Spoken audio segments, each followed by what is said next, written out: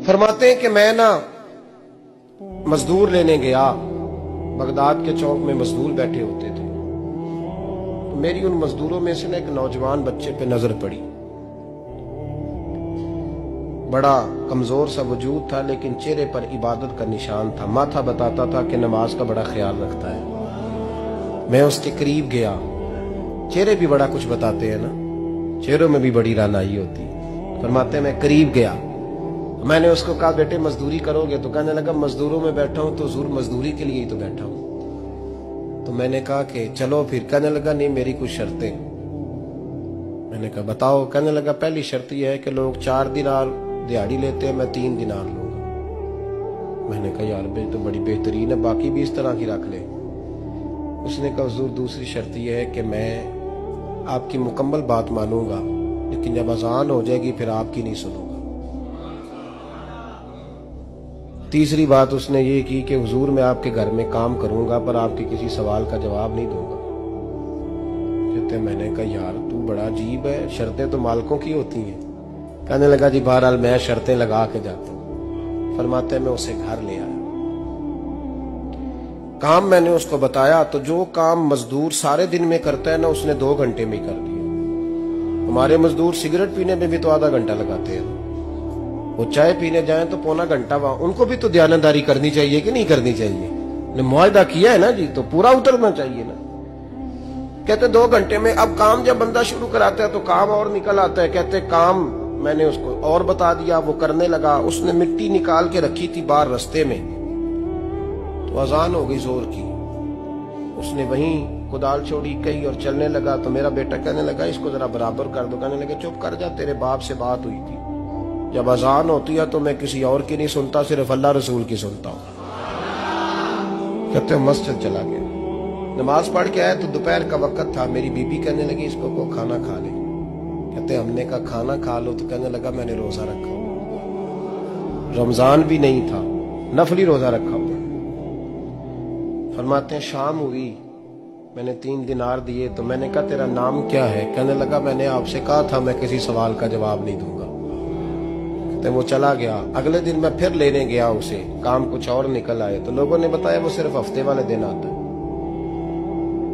मैंने कहा क्यों? कहने लगे जी वो कहता है मेरा हफ्ते का खर्चा 3 दिनार है, जब 3 दिनार कमा लेता हूं तो बाकी सारा टाइम अल्लाह रसूल की जिक्र में गुजार दिया करता हूं। फरमाते हैं जी अगले हफ्ते मैं फिर लेने गया। मैंने पूरा हफ्ता इंतजार किया कि काम उसी से कराना है। मैं जब गया तो मैंने कहा चलो। कहने लगा मेरी शर्तें याद है ना? और मैंने कहा याद है भाई साथ चल।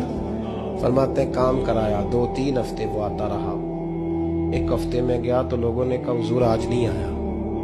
क्यों? कहने लगे बीमार हो गए। कहाँ घर है? कहने लगे बगदाद के कब्रिस्तान के पीछे जो कच्ची आबादी है उसमें रहता है। फरमाते मैं गया, दरवाजे पे दस्तक दी तो कहने लगा हुजूर आप हैं? दरवाजा खोला है, आ जाइए। फरमाते मैं अंदर गया तो मैंने कहा तुम्हें कैसे पता चला मैं आया हूं? कहने लगा हुजूर अल्लाह वाले हो, आप नहीं आना था, वरना अमीर तो गरीबों का पता लेने कोई नहीं आते। कहते मैं करीब गया तो कहने लगा मैं आपका इंतजार कर रहा था, तेज बुखार है, तप रहा। जेब से कुछ पैसे निकाले। कहने लगा ये पैसे रखने। एक अंगूठी निकाली। कहने लगा हुजूर आज रात को मेरा इंतकाल हो जाएगा, इन पैसों का कफन खरीद के सुबह जनाजा पढ़ के मुझे दफन कर देना, और जब दफन करो तो ये अंगूठी लेके असर के बाद हारून रशीद के पास जाना। आप उसे कहना मैंने मिलना है, पर वो आपको टाइम नहीं देगा।